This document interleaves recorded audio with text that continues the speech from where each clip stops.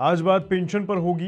Retirement के बाद pension लेने का तरीका अब पूरी तरह से बदलने जा रहा है। मतलब अब हर महीने फिक्स्ड पेंशन लेने की मजबूरी कम हो सकती है और आपका रिटायरमेंट फंड खत्म होने से पहले ज्यादा लंबे समय तक चल सकता है, क्योंकि सरकार ने पेंशन जो रेगुलेटर है इनका यानी कि नेशनल पेंशन सिस्टम यानी एनपीएस में ऐसा बदलाव किया जा रहा है जो आपको और करोड़ों लोगों को बहुत राहत देने वाला है। तो क्या है रिटायरमेंट प्लानिंग, क्या बदलने जा रहा है, चलिए बताता हूँ। अब सबसे बड़ा सवाल जो आपके दिमाग में आ रहा होगा वो ये कि क्या अब एनपीएस पहले से ज़्यादा फायदेमंद हो जाएगा जो बदलाव हो रहा है उसके बाद? क्या आप रिटायरमेंट के बाद पूरा पैसा एक साथ निकाल पाएंगे या नहीं निकाल पाएंगे? और सबसे बड़ा सवाल, क्या ये मिडिल क्लास के लिए गेम चेंजर साबित होगा जो कुछ नया करने जा रहे हैं, या एक नया फाइनेंशियल ट्रैप बन जाएगा? तो चलिए आज इस वीडियो में मैं ये सारे सवालों को आसान भाषा में आपको बताता हूँ और साथ में ये भी कि आखिर एनपीएस में ये करने क्या जा रहे हैं।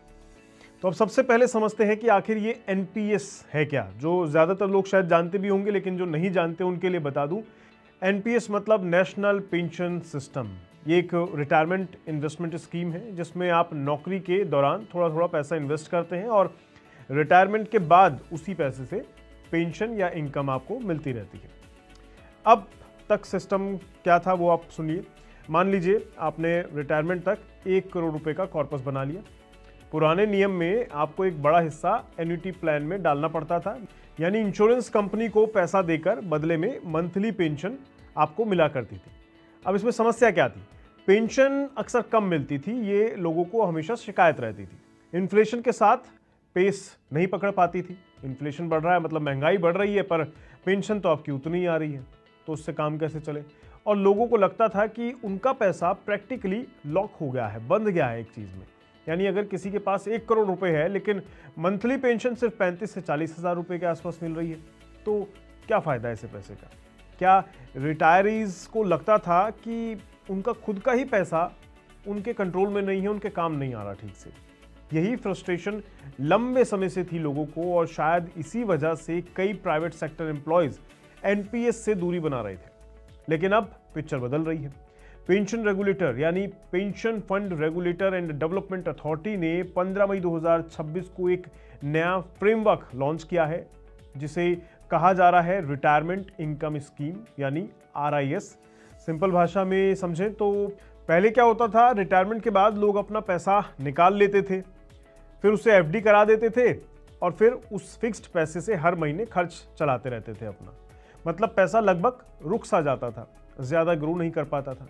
लेकिन अब नया आइडिया ये है कि रिटायरमेंट के बाद भी आपका कुछ पैसा बाजार में निवेशित रह सकता है, स्टॉक मार्केट में यानी कि, और पूरा पैसा एक साथ निकालने की बजाय उसी इन्वेस्टमेंट से आप हर महीने या कुछ समय के अंतराल में थोड़ा थोड़ा पैसा आप निकाल सकते हैं, ठीक वैसे ही जैसे सैलरी आती है। यानी अगर मार्केट अच्छा परफॉर्म करेगा तो थियोरेटिकली आपका पैसा जल्दी खत्म नहीं होगा और आपको इनकम होती रहेगी, हर महीने पैसा मिलता रहेगा। हालांकि पैसा मार्केट लिंक रहेगा तो इसका मतलब रिस्क भी रहेगा। अगर मार्केट कमज़ोर हुआ तो रिटर्न भी कम हो सकता है और पे आउट इम्पैक्ट हो सकता है। यानी ये एफडी जैसा गारंटेड इनकम वाला मॉडल नहीं है, ये फ्लेक्सिबिलिटी देता है लेकिन साथ में मार्केट का रिस्क भी आपको देखने को मिल सकता है। अब सवाल आता है ये पे आउट होगा कैसे? नए फ्रेमवर्क में रेगुलेटर ने ड्रॉ डाउन ऑप्शन इंट्रोड्यूस किया है। मतलब आसान भाषा में अगर मैं इसको कहूँ तो ये रिटायरमेंट के बाद पैसा निकालने के अलग अलग तरीके हैं। मतलब आप तय कर पाएंगे कि आपको पैसा धीरे धीरे चाहिए, कितनी फ्रिक्वेंसी पर चाहिए और कितने समय तक चाहिए। और ज़रूरी चीज़ ये है कि ये स्कीम 85 साल की उम्र तक अवेलेबल रह सकती है, या सब्सक्राइबर चाहे तो उससे पहले लोअर एज में भी उसको चुनकर ख़त्म कर सकते हैं।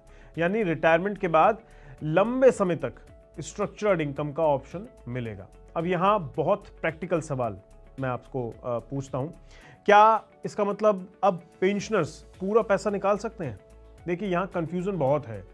कई रिपोर्ट्स में कहा जाता है कि विड्रॉल फ्लेक्सिबल है, ऐसा मतलब आप कर सकते हैं, लेकिन टैक्स रूल्स और एन्युटी रूल्स को लेकर भी क्लैरिटी अभी पूरी तरह नहीं है, इसलिए वो ज़रूरी है कि समझा जाए इस बात को भी। इसलिए लोगों को सिर्फ हेडलाइन देखकर एक्साइटमेंट में डिसीजन लेना नहीं चाहिए, क्योंकि रिटायरमेंट प्लानिंग में एक गलती लाखों रुपए का फ़र्क पैदा कर सकती है। इसलिए ये फैसला अगर आपको करना है तो थोड़ा सोच समझ के, थोड़ा विस्तार से इस चीज़ की जानकारी लेके, अगर जो रिटायर्ड पर्सन है वो कोई फैसला लेना चाहते हैं तो थोड़ा सोच समझ कर लें। अब बड़ा सवाल ये कि सरकार ऐसा बदलाव क्यों कर रही है? इसके पीछे 3 बड़े कारण हैं। पहला कारण, लोग ज़्यादा जी रहे हैं, मतलब उनकी उम्र लंबी हो गई। पहले रिटायरमेंट के बाद ज़्यादा से ज़्यादा 10 से 15 साल की प्लानिंग करनी पड़ती थी। अब कई लोग 25-30 साल भी जी जा रहे हैं, उतना भी सर्वाइव कर रहे हैं। अगर कॉर्पस जल्दी ख़त्म हो गया तो रिटायरमेंट फाइनेंशियल नाइटमेयर बन सकती है, बुरे सपने जैसा हो सकता है बुजुर्गों के लिए। दूसरा कारण है इन्फ्लेशन, यानी महंगाई। आज जो 50,000 रुपये मंथली खर्च है वही 15-20 साल बाद शायद 1 लाख रुपये या उससे भी ज़्यादा हो सकता है। अगर पेंशन फिक्स्ड रही तो परचेजिंग पावर घटती जाएगी। तीसरा कारण है फ्लेक्सिबिलिटी की डिमांड। प्राइवेट सेक्टर वाले लोग हमेशा कंप्लेन करते हैं कि एनपीएस में पैसा लॉक हो जाता है, कंट्रोल कम रहता है और एन्युटी रिटर्न बहुत अट्रैक्टिव नहीं लगते। अब रेगुलेटर शायद उसी क्रिटिसिज्म को एड्रेस करने की कोशिश कर रहा है, तो उस हिसाब से वो काम करने की कोशिश कर रहे हैं। लेकिन अब सबसे इम्पॉर्टेंट हिस्सा ये है कि क्या ये स्कीम सबके लिए अच्छी है? अगर आप फाइनेंशियली डिसिप्लिन्ड हैं, मार्केट समझते हैं और रिटायरमेंट कॉर्पस आपका बड़ा है, तो ये मॉडल इंटरेस्टिंग आपके लिए हो सकता है, क्योंकि पैसा निवेशित रहेगा बाजार में, इन्फ्लेशन बीट करने का चांस बना रहेगा और मंथली कैश फ्लो भी मिल सकता है। लेकिन अगर आप रिस्क नहीं लेना चाहते, गारंटेड इनकम चाहते हैं, या मार्केट वॉलेटिलिटी देखकर आपको घबराहट हो जाती है कि मेरा पैसा डूब जाएगा, तो ये सिस्टम थोड़ा अनकंफर्टेबल आपके लिए हो सकता है। आप इसमें निवेशित रहेंगे तो आपको दिक्कत हो सकती है। तो इसलिए सोच समझ के फैसला लीजिएगा, आप अपने कॉर्पस को किस तरफ डाइवर्ट करना चाहते हैं।